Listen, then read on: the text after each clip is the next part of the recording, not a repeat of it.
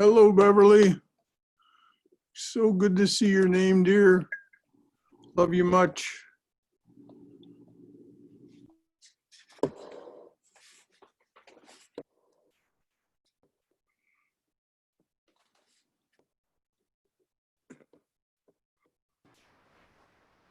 Hi, Gary.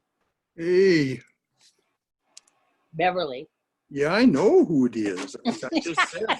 I just said to you how lovely it is to see your name. And I mean that from my toes to my hair follicles. It's a nice haircut. It was done by one of the people who lives here, Jyoti, Elizabeth Yates. I have some shears, you know, some barber shears. Yeah. She done it. It's looking good. Hello there, Brahmadas. Namaste, dear. Namaste. We have our friend from the West Coast here, Beverly. Ah, very good. Yeah.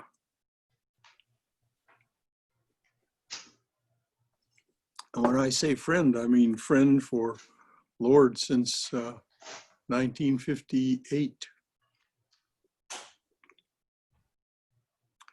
Oh, that reminds me, there's a video on YouTube. I was just watching it. It's Prabhavananda's, he was speaking there, showing pictures, and they showed pictures of the temple in LA, and it looks just the same. Like I totally recognized it both inside and out. Yeah, oh yeah. It hasn't changed much. I mean, there's been some interior redecoration and some restoration on the outside, but very little change. It was built in 1938, and those wings were added in 1950. Oh, okay. Yeah, you can see the wings are extensions for sure. Let's see, what was the video I was watching? Oh, Self-Effort and Divine Grace is the name of the video. Well, the Swami was very, very supportive of the idea of self-effort. As long as you saw yourself as a separate individual, as long as you saw yourself as it was your experience that you were one thing and the divine was another, which is the experience right up to Savikalpa Samadhi, up to and including Savikalpa Samadhi. Mm-hmm. Then self-effort is there. And that's the same thing that Patanjali says in the Yoga Sutras. He says the first 6 limbs of the sutra are self-effort. The last 2 are something that happens to you. Right. Well, it certainly seems like self-effort. Yes. Yes, it does. I'm thinking like having kind of a stoic attitude helps, like pushing forward through both success and failure and just continuing to not give up. I think that's Vivekananda's, you're Vivekananda's guy when you're talking that language. That's exactly it. Dauntless. Yeah, finding not to get too discouraged by the failures, and just keep pressing on, because it's gonna happen. Your mind drifts, or you have less than holy thoughts, and you just gotta keep all trying. of that will happen. All of that will happen right up until final realization. All that will happen. Right. You can read it. The last 2 chapters. You read it all if you can, but the last 2 chapters of the Crest Jewel of Discrimination. I've read it. I actually have that one. Yeah, we studied it in DC. Yeah. Well, the last 2 chapters tell Back about in what my it's DC like days. just before realization, just before full realization, and just exactly what you were talking about. All that you're constantly having to restrain the mind from getting distracted and absorbed in something else than your priority. Right. Vivekachudamani, as I recall, right? That's the Yep. name of it. Let's see if I still have that one. No, I bought it. Let's see it here. I don't think I have it anymore. Not too bad. You may be looking for the title Vivekachudamani, and the title on the spine may be Crest Jewel of Discrimination. Yeah, yeah.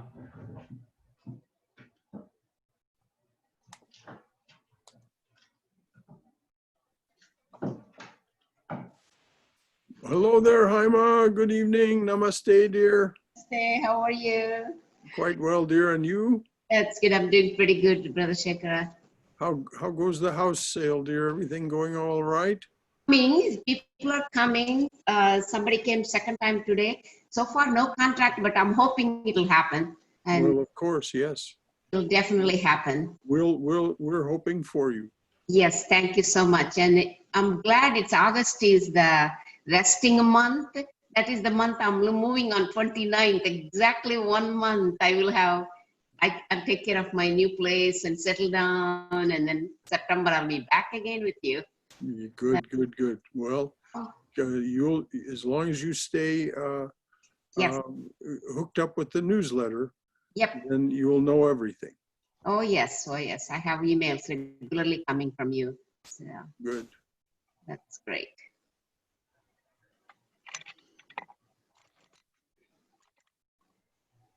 Oh, my.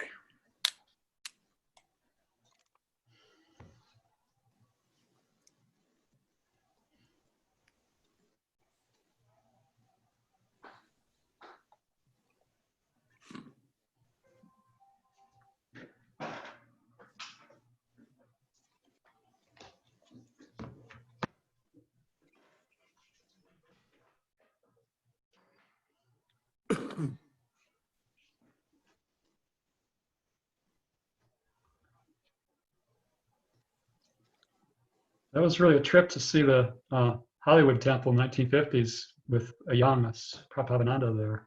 Yeah. Hasn't changed much over the years. Looks very much the same. Oh, very well. It's intentionally been kept that way. I mean, the interior, as I say, the pews are exactly the same pews. Yes. They've Yep. been reupholstered and refinished. That gray, when you looked at them in the 50s, they were painted with a kind of a gray paint. I forget what the upholstery was. I wasn't there, of course, at that time. But they were later, all the paint was taken off and the natural wood was exposed and finished properly. And that was lovely. And they were upholstered in a very fine fabric. That was all taken care of by the woman who now, the nun, who's now in charge of the Ridgely operation, Gita Prana. And she's a get things done kind of person. I'll give her that. Yes, I've met Gita Prana, and yes, I would agree.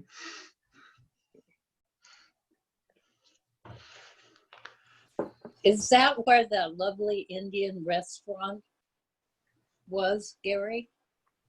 No, the lovely Indian restaurant was part of the Self-Realization Fellowship on Sunset Boulevard. Right. That was part of the Self-Realization Fellowship. I'd love to go there. Oh yes, it was delicious food. Yes, it was. They ultimately closed it though because it was so difficult for the nuns to maintain. The nuns were getting older, and they're like all of the organizations, not so many young nuns coming in. Right. So they ultimately closed it.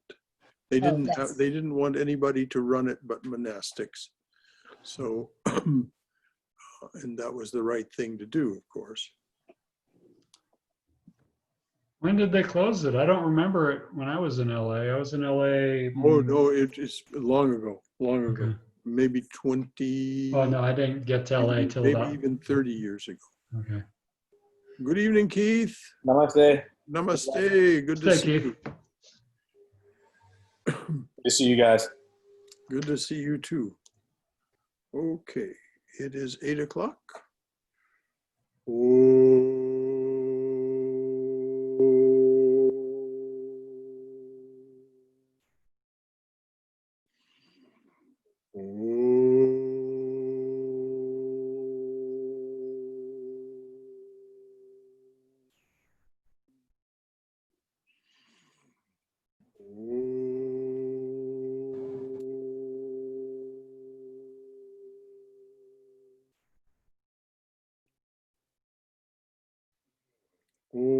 Sahana Vavatu Sahano Bhunaktu Sahaviryam Karavavahai Tejasvina Vaditamastu Mavidvishavahai. Om Shanti Shanti Shanti.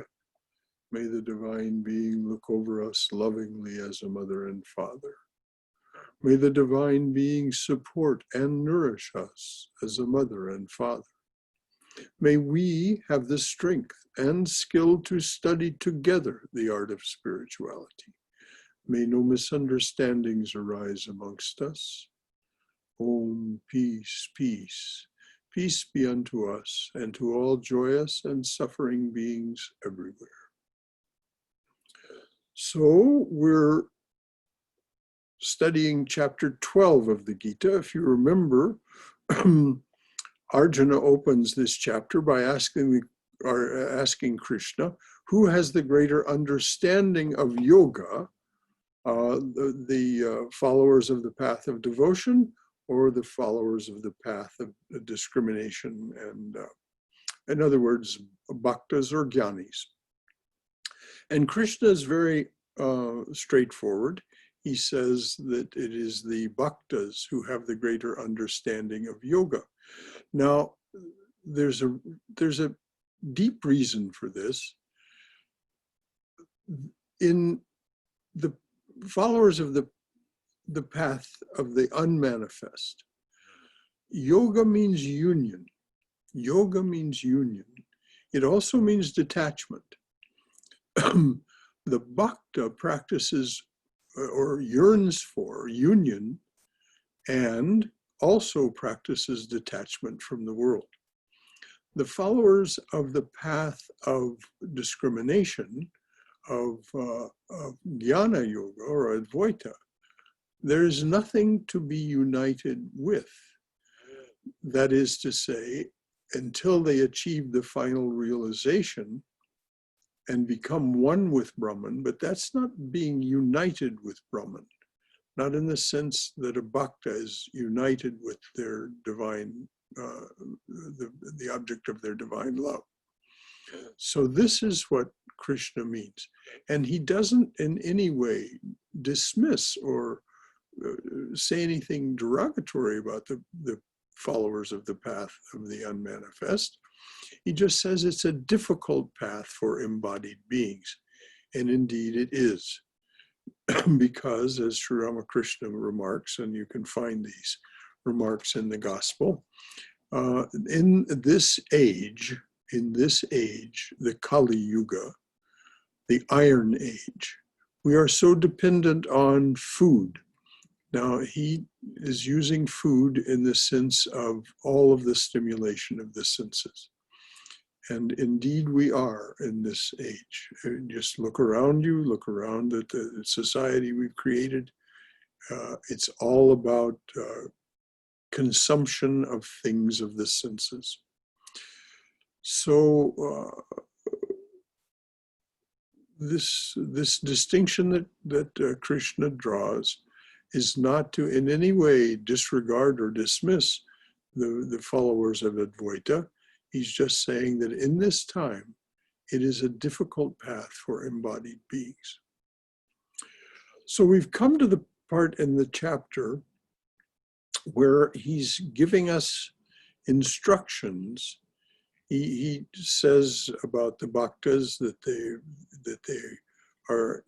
they take delight in him and become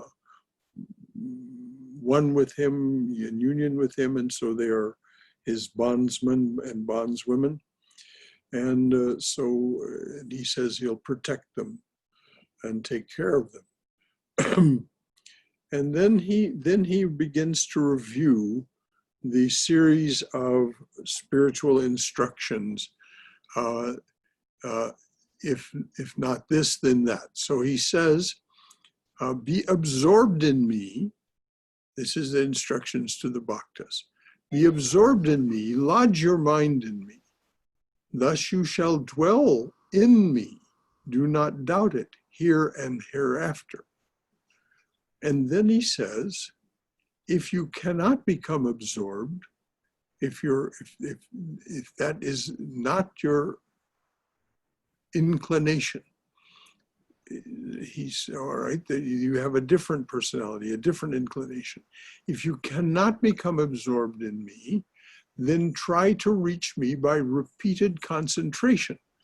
Now, this is the path of Raja Yoga: contemplation, concentration, and meditation. So he says, if the way of the heart doesn't work for you,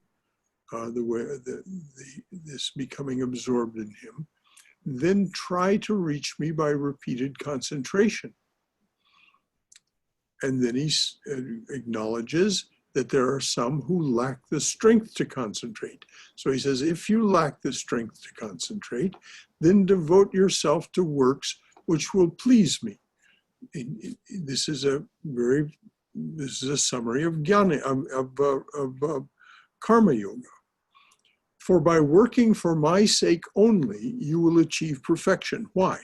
Because if you work for his sake only, it becomes, there is an end to selfishness, there is an end to I, me, mine, and it's all thou, thee, thine.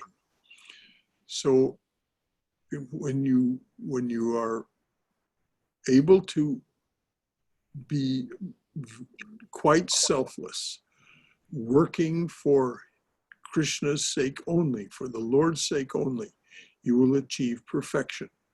And if you want to study a saint that achieved perfection in this way, study Saint Francis de Sales.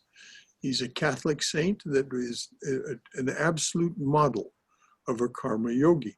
Of course, the Buddha is also in that category. So then he says, and this again is not, he's not saying there's something bad and wrong with you. He's just saying there's this way and then there's this way. So he says, if you can't do the path of karma yoga, if you cannot even do this, then surrender yourself to me altogether.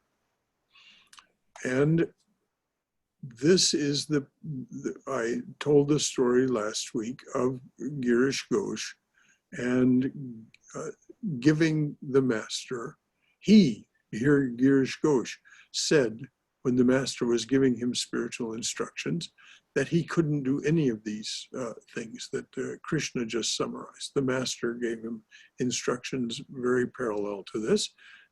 Well, if you can't do this, then do this. If you can't do that. And Girish kept saying, I can't do any of those things. So the master finally said, well, all right then, give me your power of attorney. And that's what Krishna is saying here. If you cannot even do this, then surrender yourself to me altogether. Give me your power of attorney. Control the lusts of your heart and renounce the fruits of every action.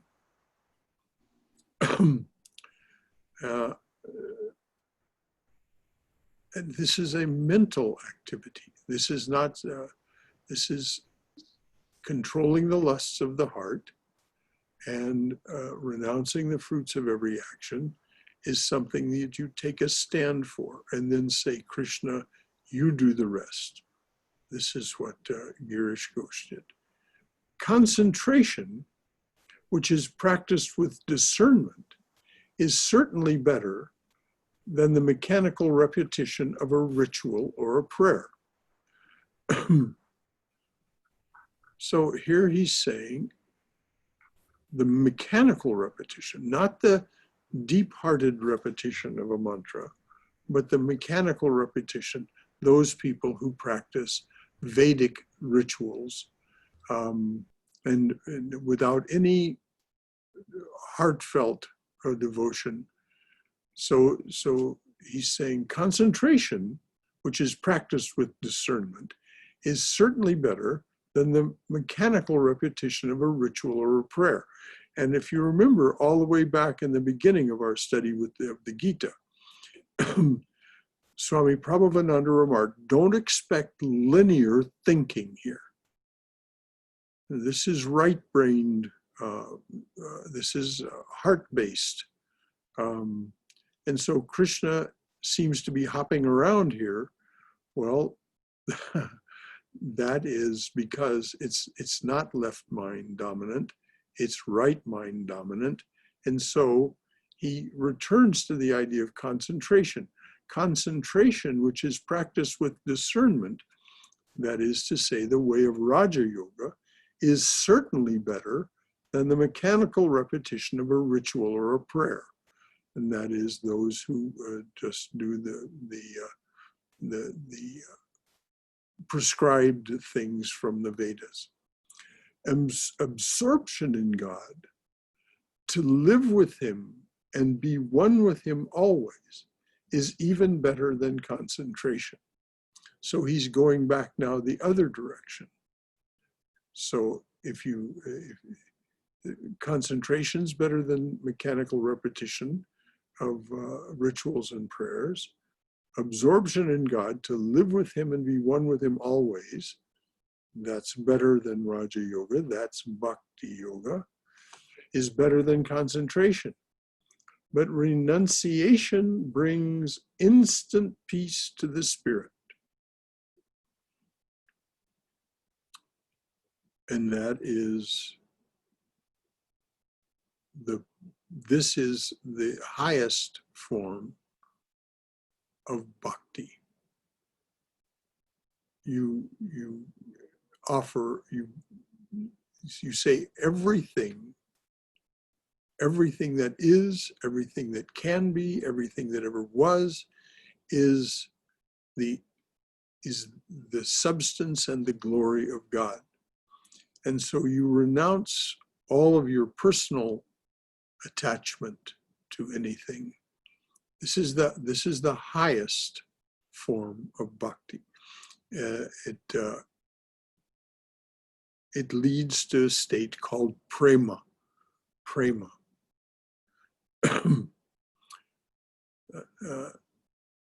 Where there's simply nothing but the selfless and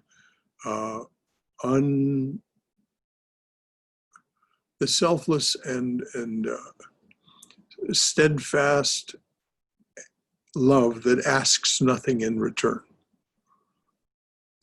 That's the kind of state that you achieve by this renunciation that he mentioned.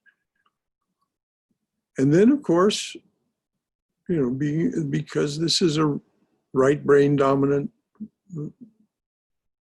tract, speech that Krishna is giving, he goes to ahimsa. He goes to, how do you get to this state? A man should not hate any living creature.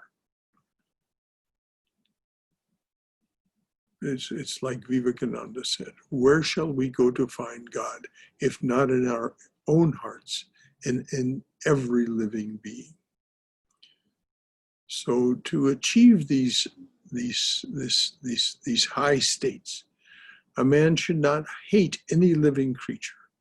Let him be friendly and compassionate to all. He must free himself from the delusion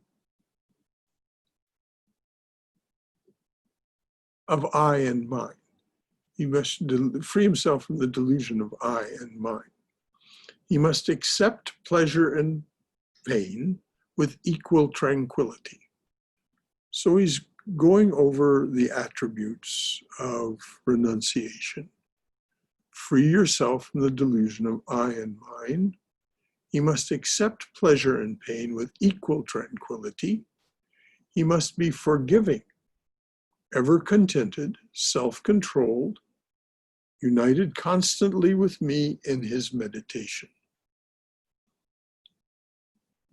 So now, in this right brain way, he's tracked back to meditation, that when you do all of these other things that he just mentioned, you can experience savikalpa samadhi, and that is united constantly with me in meditation.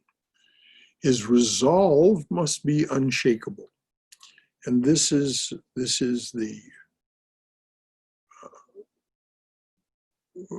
Brahmadas and I were talking about this before the class started.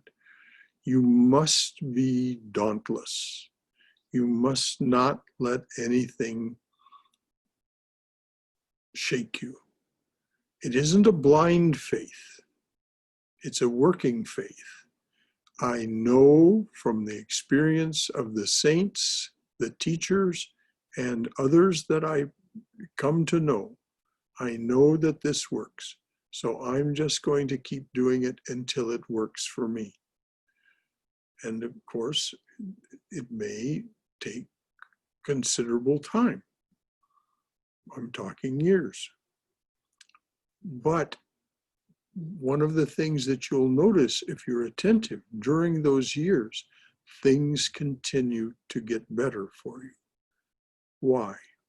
Because your vision is clearer, because your vision is clearer, because your concentration is greater, and you're setting your sights higher than the ever disappointing sense world. And when you set your sights higher and are striving for these, the self-effort, making the self-effort required, you'll find that slowly and slowly things are getting better. You are, in the words of Swami Sridharananda, divinizing your life. So your resolve must be unshakable. He must be dedicated to me in intellect and in mind. Well, that's what you have to be if you're going to be unshakable. You can't say, well, today this and tomorrow that. No. No, today this, tomorrow this, next day this. And so that's being dedicated to Krishna and the pursuit of Krishna in intellect and mind. Such a devotee, someone who is this dauntless, continues in this way, such a devotee is dear to me. Now, why does Krishna mention that again? Because, as Sri Ramakrishna says in the Gospel, practice just a little with this faithfulness. Practice just a little, and someone will come forward to help you. Krishna says in chapter 5, you do this with resolve and without allowing yourself to be fragmented by doubts, I'll get behind it and make it happen. So then, again, in the right brain manner, he goes back to us, ahimsa. He neither molests the person who is dear to him, the person who is doing all these other things. He neither molests his fellow men, nor allows himself to become disturbed by the world. What does it mean not allow yourself to be disturbed by the world? It means setting boundaries. It means saying this far and no farther. So you don't become a doormat for people who want to take advantage of you, ask for too much of your time, all of the things that can disturb you in the world.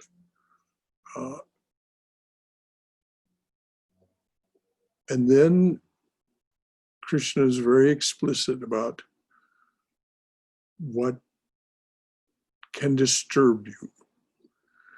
He's no longer swayed by joy and envy, anxiety and fear.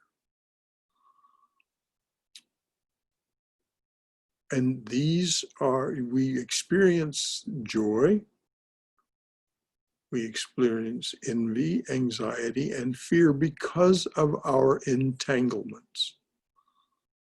So when we're retreating from those entanglements and setting the boundaries, then we become less and less likely to be swayed by these things that he mentions: joy, which can, you know, joy can untrack you. It's not a bad thing, joy, but you mustn't let it untrack you. And envy. Envy is insidious. If you follow some of the things that I've been posting, some of the things that I've been writing, it's so easy to fall into not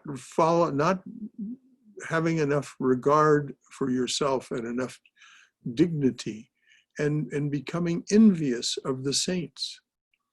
Becoming envious of the saints. So, you know, instead of focusing on what's here and now and what's real for you, it's easy to become envious of the saints. So anxiety and fear, we all know why we become anxious and fearful. So he says, he's no longer swayed by joy and envy, anxiety and fear. Therefore, he is dear to me. He is pure and independent of the body's desire. Now, if you want a definition of what is meant by these words, read the niyamas in Patanjali's Yoga Sutra. They're very well translated and commented on in Swami Prabhavananda's How to Know God. This purity and independent of the body's desire is very clearly defined, and how to practice getting to that spot. He is able to deal with the unexpected, prepared for everything. This is the definition of a yogi. He's just defining a yogi now. He's able to deal with the unexpected, prepared for everything, unperturbed by anything. He's neither vain nor anxious about the results of his actions. Such a devotee is dear to me. Notice the refrain. Such a devotee is dear to me. So he's saying, when you're making an effort, when you're making a genuine and dauntless effort to manifest these characteristics, you are dear to the divine person. He does not desire or rejoice in what is pleasant. Again, in the Patanjali's Yoga Sutra, we must train ourselves to choose, well, first to discriminate between what is good for us and what is pleasant, and train ourselves to choose the good rather than the pleasant. Now, it's not like you're in any way bad or wrong for being in a state of ignorance and having to do this. It is a natural consequence of being embodied.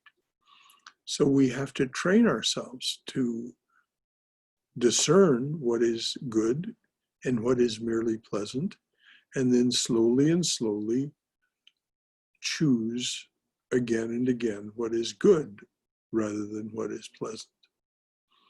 He does not dread what is unpleasant or grieve over it. I think we all understand exactly what's meant by that. He remains unmoved by good or evil fortune. Such a devotee is dear to me. His attitude is the same toward friend and foe. Very, very difficult. Very, very difficult. He is indifferent to honor and insult, heat and cold, pleasure and, in other words, the things of duality. His attitude is the same toward friend and foe. He is indifferent toward to honor and insult, heat and cold, pleasure and pain. He is free from free from attachment. He values praise and blame equally. He can control his speech. He is content with whatever he gets. His home is everywhere and nowhere. His mind is fixed upon me, and his heart is full of devotion. He is dear to me. I'll repeat the story of Swami Prabhavananda, at that time still known as Abani, the young man Abani. He was studying all of these attributes of the true devotee with Swami Turiyananda. And one day he just suddenly exclaimed to Turiyananda, well, if you can do all these things, you've already reached the goal. And Turiyananda said, ah, you've solved the puzzle. So, it can seem daunting. It can seem like it's too much for me. No. I guarantee you, and I'm repeating now what Swami Prabhavananda said to us, I guarantee you it's worth the effort. Your life will be different and much more satisfying in that there will be true happiness, a truer sense, a greater sense of freedom, independence, and bliss than people who remain magnetized by the world and hypnotized by the duality and the things of the senses. It's worth the effort.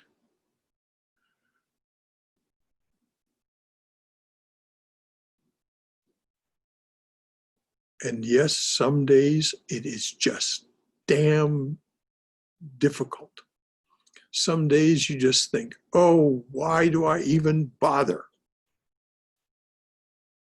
But then you think, yeah, I remember why I bother. I remember. And so you go back to it and you make sure that you do your evening practices as well as your morning practices if you can.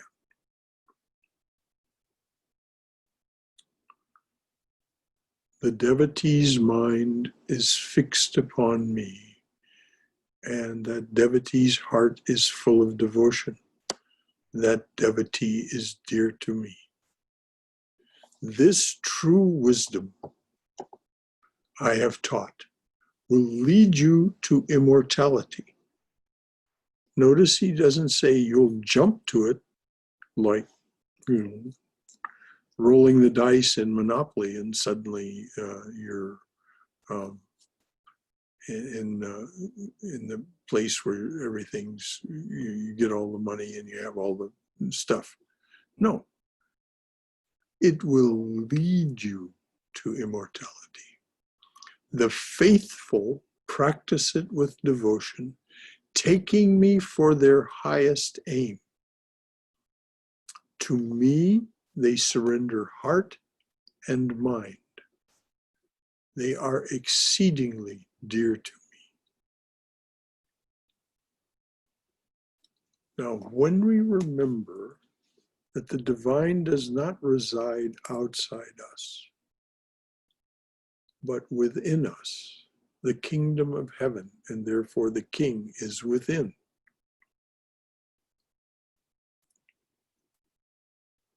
As you become more and more dear to the divine, that is to say, your relationship with it increases and increases. You feel it. you feel that divine presence. This is what Swami Prabhavananda meant by his first instruction for meditation.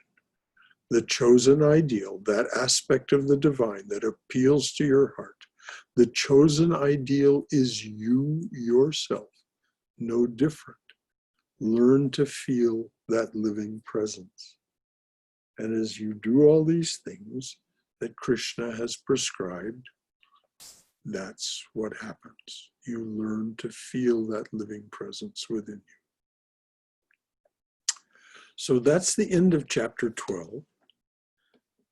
It's just after the half hour.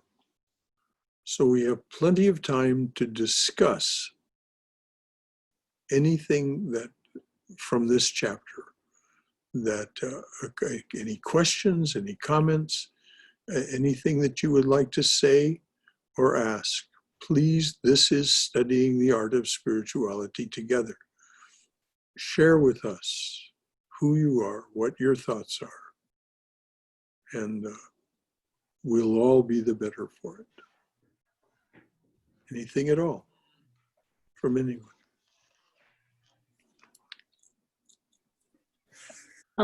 Brother Shankara, Yes, dear. namaste. Namaste. Good to see you. I have two questions. Yes. One is where it says concentration, which is practiced with discernment, is certainly better than the mechanical repetition. So what exactly is concentration with discernment? What are you concentrating on? What are you concentrating on? The discernment. What is it that you want?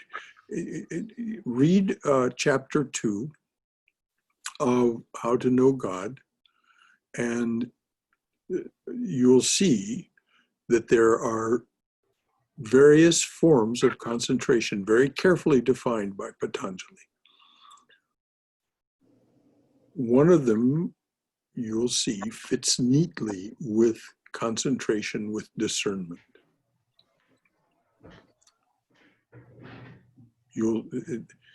When you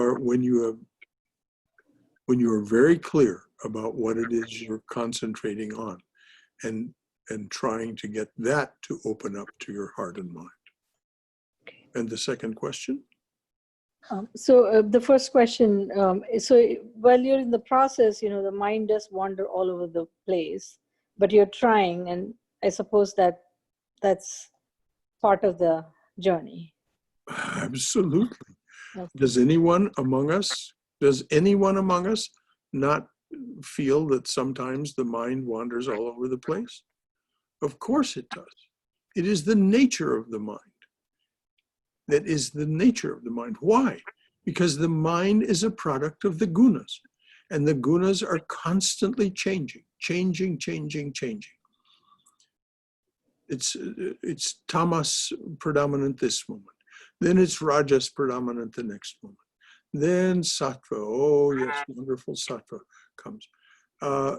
So the mind is constantly, if you think again of that image that's been used, of all of the mental impressions that are part of the mind, all of these that go back to the very dawn of your being, all these mental impressions, just think of this as a vast field of wind chimes. And the gunas come like winds, and they ring those wind chimes. And that music, that creates our reality. It's what Krishna talks about in chapter 3 as the gunas attaching themselves to gunas. Nothing more than that. So we must learn not to suppress the mind, but to simply replace it with our concentration. As Don Juan would say, the universe agrees with me. There was some real thunder just then. Right. So this is the vagaries of the mind are just to be expected.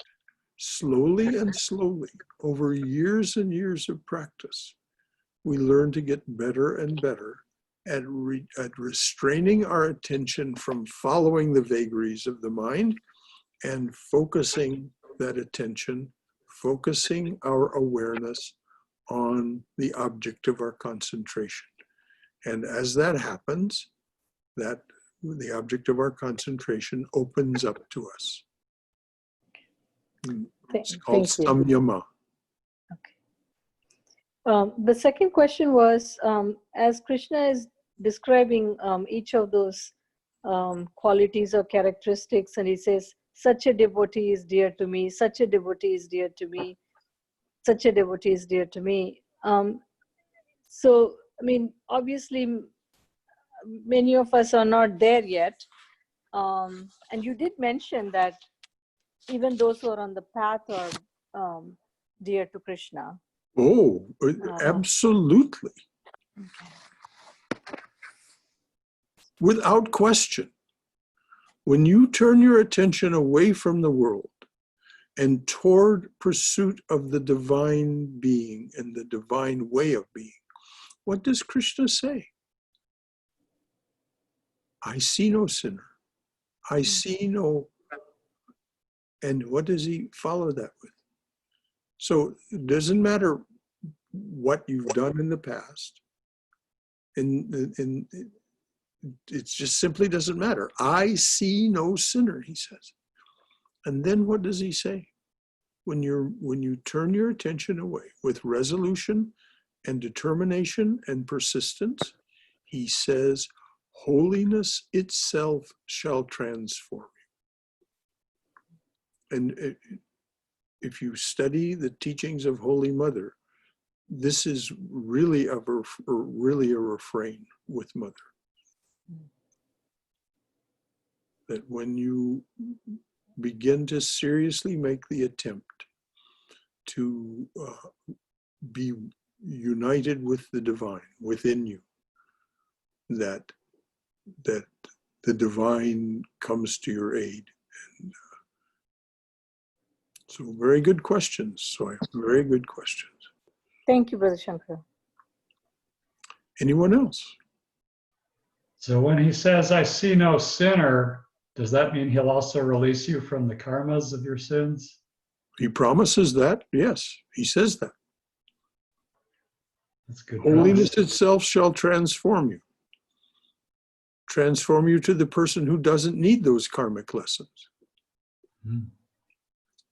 And that's why I say Holy Mother is very insistent on this also. You've heard it said here before.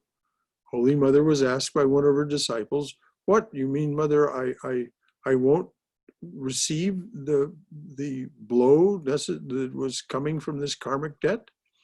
And Mother said, no.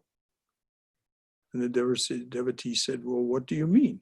She said, well, Mother said, if you were to receive a gaping sword wound, I think those are her exact words. If you were to receive a gaping sword wound, you will not receive that. And the devotee said, well, nothing happened? And Mother said, you will receive a pinprick. Yes, you will receive a pinprick. So yes, you are indeed, when Krishna says, I see no sinner, therefore he sees no sin. Therefore, there's no need for the karmic lessons that a worldly person will continue to experience if they persist in their worldliness. There's only one instrument that the Lord has, and that is the automatic infliction of their karmic debt, so that they see what it is that they're creating by being how they are. We all know that when we do something ill-advised, even stupid, we're going to get an ill-advised or stupid result. And so just magnify that. But if we have turned away from pursuit of the worldly, and our heart and our mind, our heart first, we have to have devotion. Even the Gyane has to be devoted to their goal. They have to give their heart over to it. Then only can the mind be brought under control. And when the mind is brought under control, you will find that you no longer need the severe lessons of your karmic debt. Does that get it, Brahmadas? That does. And when he says, control the lusts of your heart, that's a tough one. How do you control the lusts of your heart? By repeated attempts. By repeated attempts. What is the secret of control? When it arises, you turn your attention to something else. What deserves my attention? Does this lust of my heart deserve my attention? Or does the continued pursuit of the divine way of life deserve my attention? That's how you do it. Does it escape you sometimes? Of course it does. But it's exactly the same, Brahmadas. If you, who have a mind that is capable of this, if you decided today that you were going to become an international grandmaster of chess, you could do it. You have a mind that is capable of that. You have a mind that's analytical by nature and capable of making good, clear decisions based on your analysis and taking action thereby. How long do you think it would take you to become an international grandmaster of chess? How long do you think it would take? Probably a year, because I was unemployed and on crutches for a while, and I was playing chess against my computer all day, every day, and I was up at the master level within a few months. I will guarantee you that you would be a highly rated player in a year. But look up the definition of an international grandmaster. No, it would take you 5 years minimum, probably close to 7, 10. Bobby Fischer was a grandmaster at a young age. I remember that.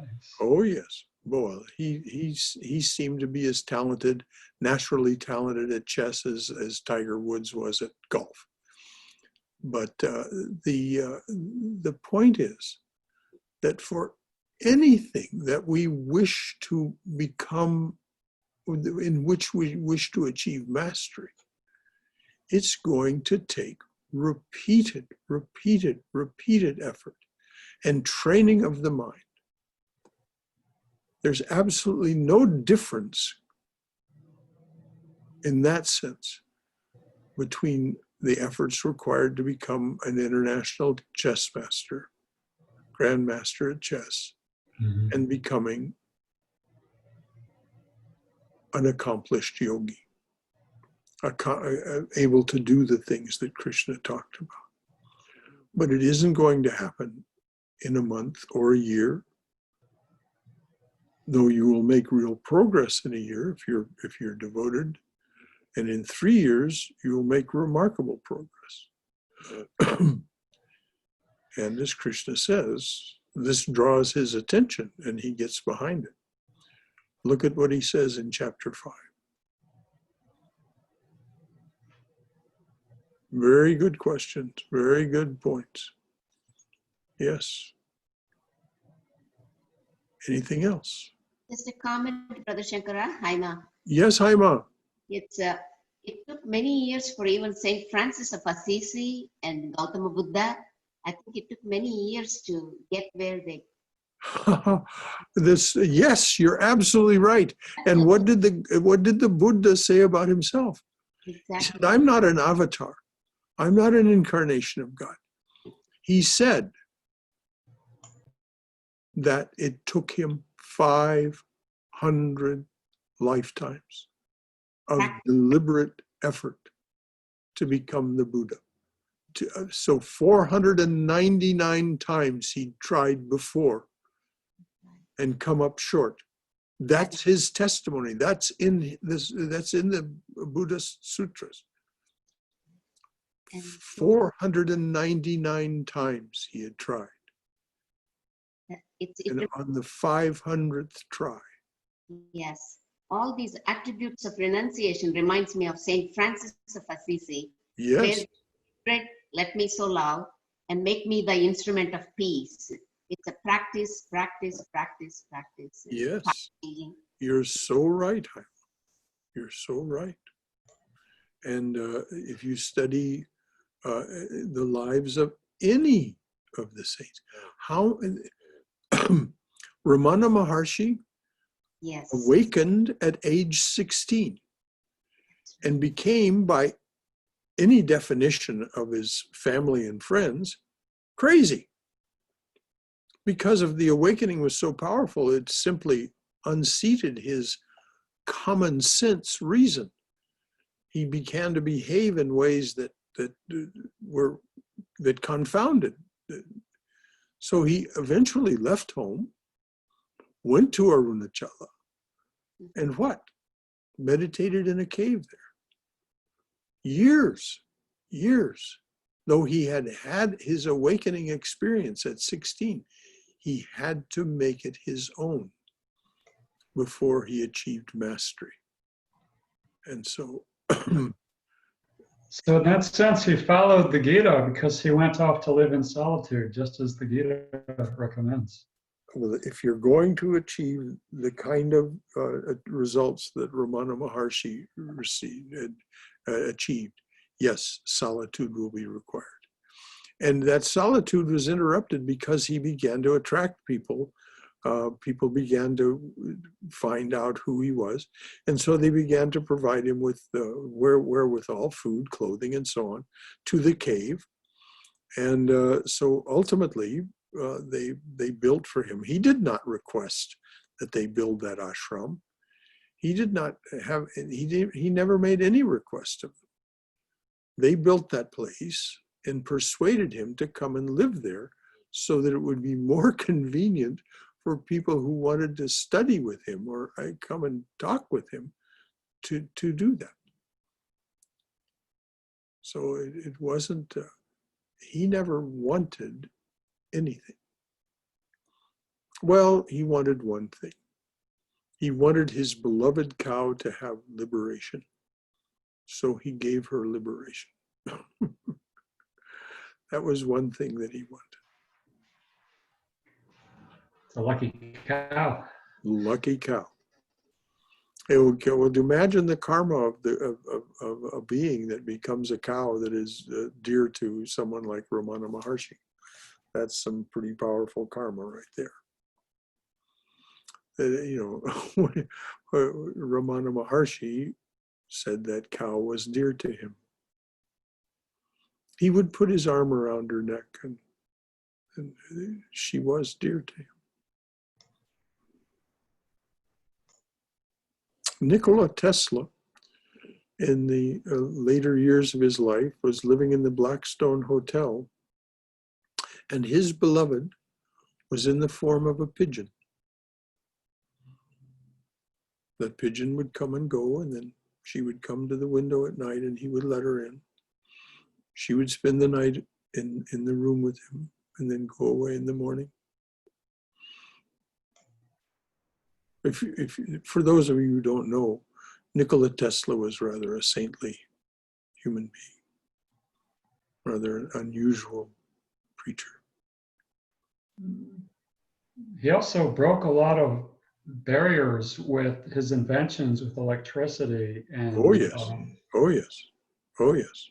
So he's quite an inventor as well.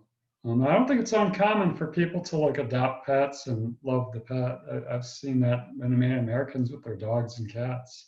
Yeah. Well, love is love just spills out of us if we allow it to. Anything else from anyone? Brother Shankara.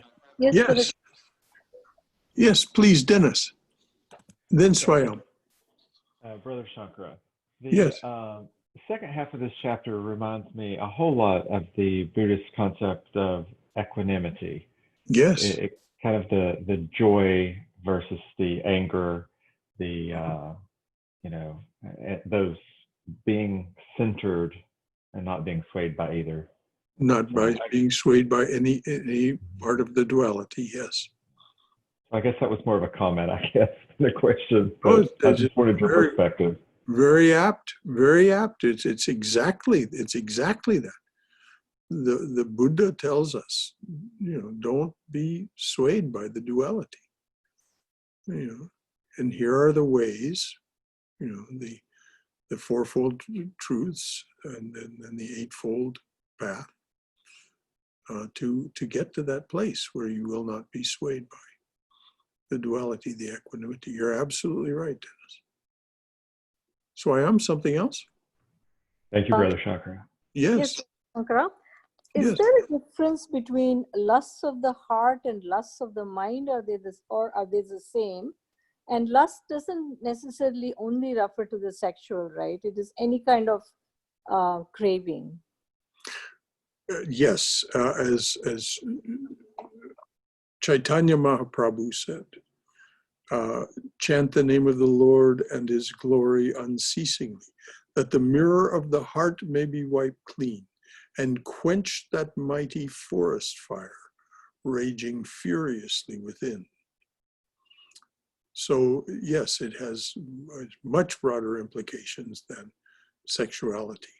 Lusts of the heart are actually more difficult to control than lusts of the mind, because it's so easy for us to romanticize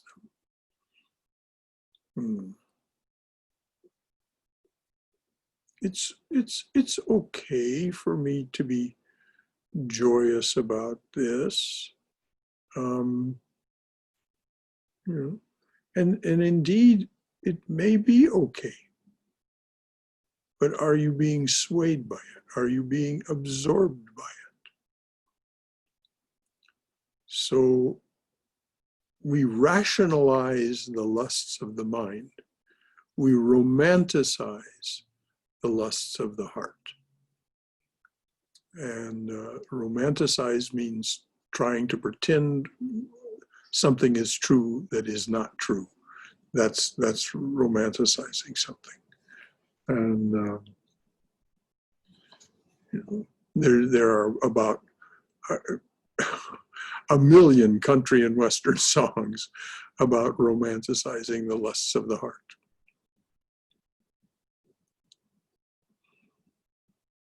So yes, the lusts of the heart are different from the lusts of the mind, and because they are more subtle, one discovers them.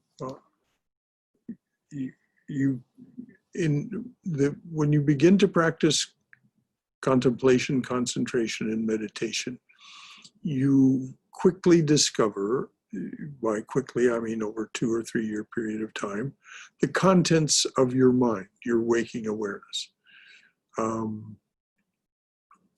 When you continue to practice, you enter a subtler realm, the active subconscious. And in the active subconscious, we find many of these desires of the heart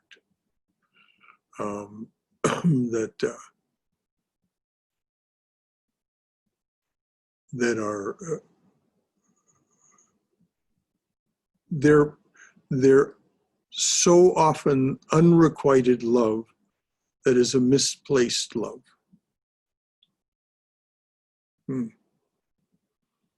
Love for something that shouldn't really deserve our attention.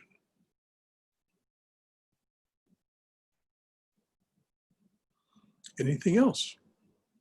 Brother Shankara, Yes. how are you distinguishing between the heart, the lust of the heart and the lust of the mind? What is the distinction? What are you?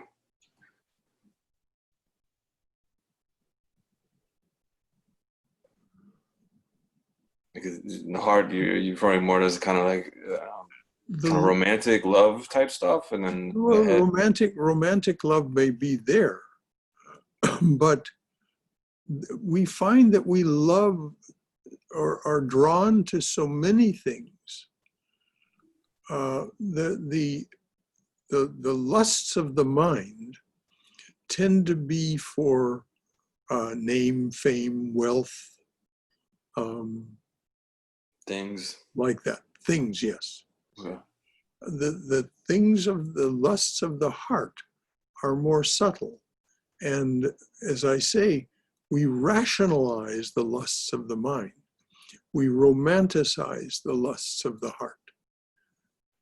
We pretend something is so that isn't so.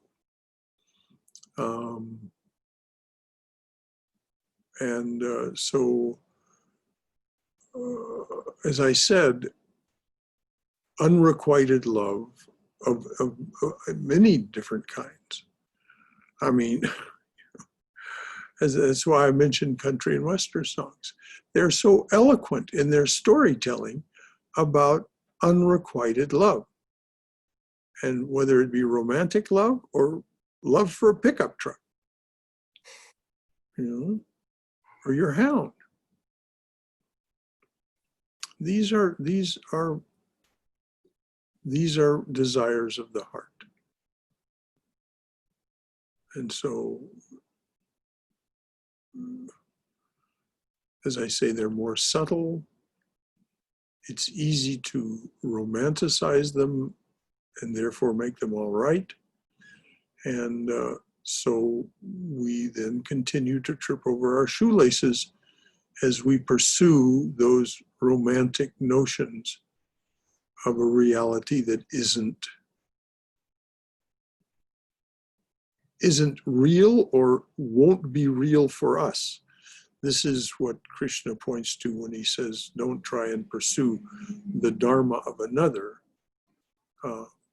Pursue your own dharma, discern and pursue your own dharma. Because it's so easy for us to think, well, if I could only be. And that can take any number of forms. Good, very good question. Anything else?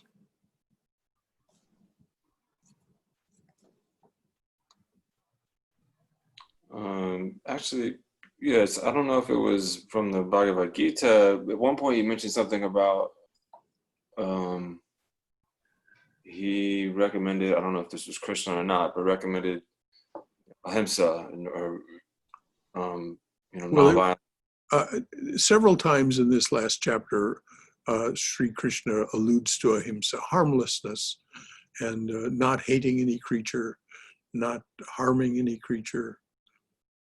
That's definitely part of the instruction of the Gita. So what is your question about ahimsa? Well, so how does that, so that kind of seemingly contradicts his, telling Arjuna he has to go and fight this battle because otherwise it would, it's whatever, that's his, I don't know, karma is the right term, or That's his dharma. That's his dharma. Yeah. That's his dharma as a kshatriya, as a warrior. So how do those kind of butt heads? They don't, because he's telling Arjuna to go and do his duty in a completely detached manner.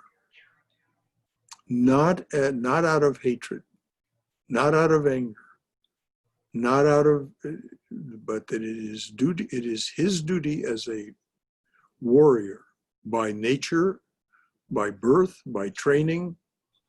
He is a warrior, and he says, to a warrior, nothing is more precious than a righteous war.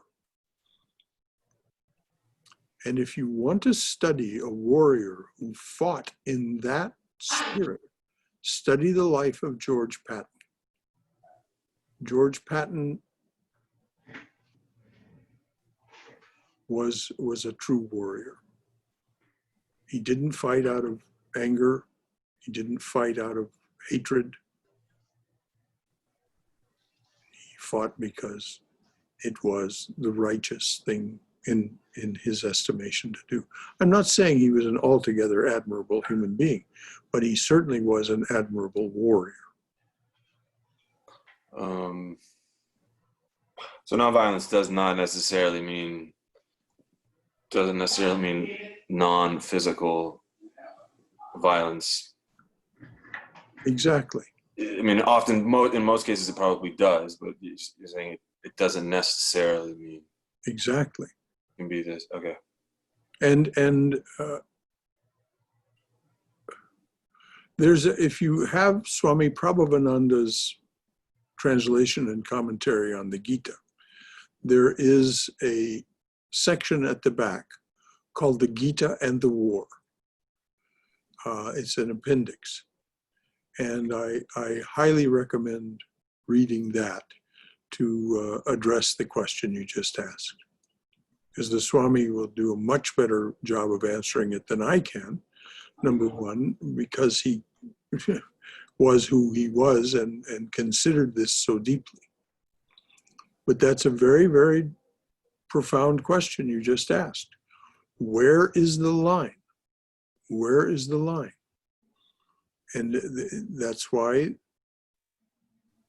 spiritual life is a continual process of discernment, discrimination, and release of that which does not meet the test. And it's hard work, but succeeding in anything is hard work. I mentioned to Brahmadas that he could, because of the nature of his mind, become an international chess master if he wished. But it would take a lot of work over a number of years.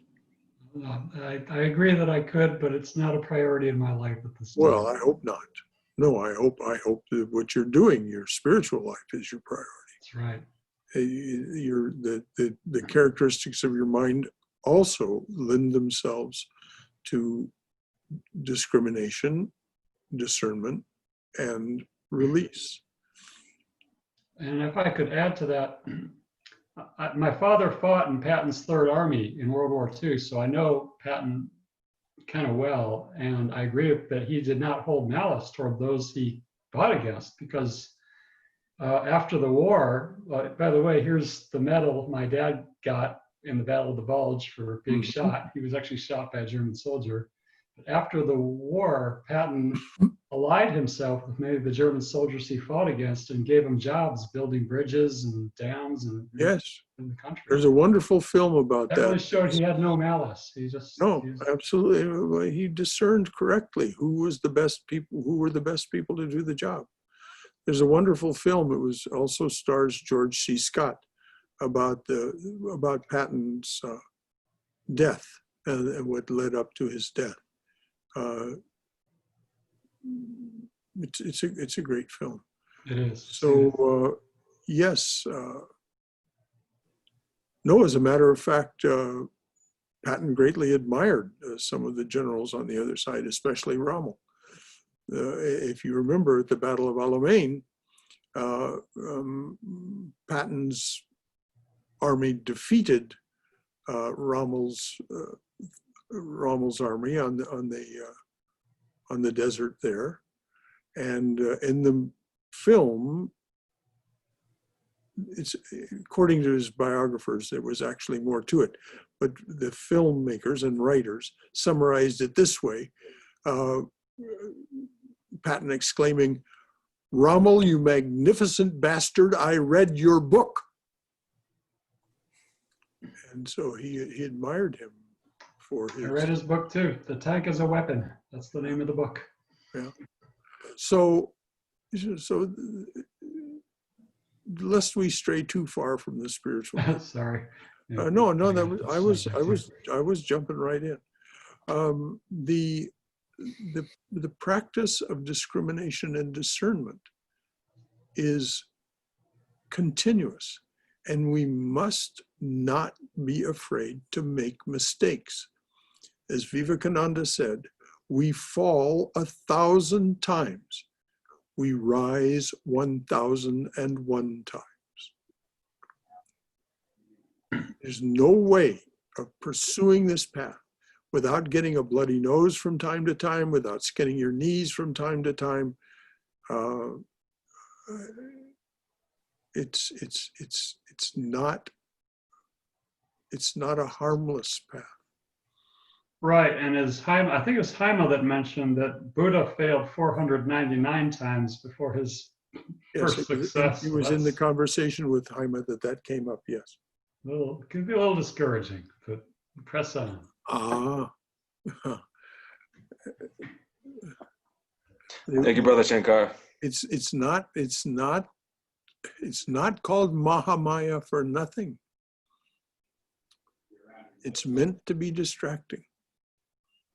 Human beings are endowed not only with goodness, but with, these are Holy Mother's words, Sri Sharda Devi. Human beings are endowed not only with goodness, but with profuse quantities of materialism and vanity.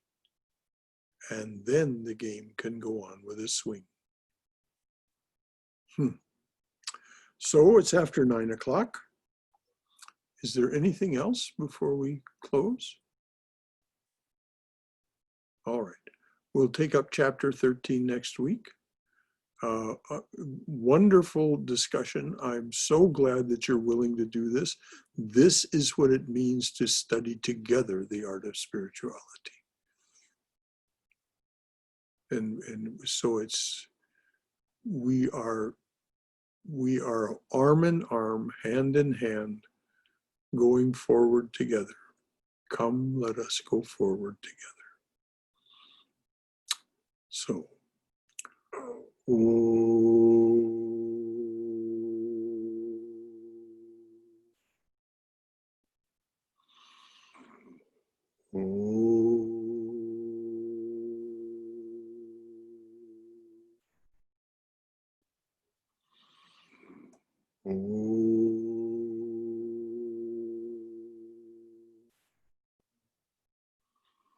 Om Asato Ma Satkamaya, Tamaso Ma Jyotirgamaya, Mrityorma Amritangamaya, Avir Moiti. O dearly beloved, lead us from this lesser truth to thy highest truth. Lead us from darkness and ignorance to the brilliance of thy wisdom and love. Lead us from death to immortality. Light us through and through, light us through and through with thy everlasting, shining presence. Om Shanti, Shanti, Shanti. Peace, peace, peace be unto us and to all joyous and suffering beings everywhere. Hari Om Tat Sat. Jai Shri Guru Maharaj Ji Ki Jai. Durga, Durga, Durga. Go your way in Mother's loving and protective embrace. Until next time. Good night, everyone. Thank you, Brother Shankara. Good night. Good night, Brother Thank you, Shankara. Brother Shankara. Thank you, Brother Shankar. Brother Shankar, can I ask you one quick question? I'm sorry. Yes. Hari Om Tat Sat. What does that mean? Hari Om Tat Sat. Hari Om is a salutation to Hari, which is a name of Krishna, and Tat Sat means that is the truth. Tat, that, Sat, truth. Hari Hari Om Om Tat Sat. That Hari is Om. That is the truth. Hari Om Tat Sat. Okay. Mhm. Thank you, Brother Shankara. Sure. All right. Anything else before we sign off? All right. Good night, everyone. Good night, Brother Shankar.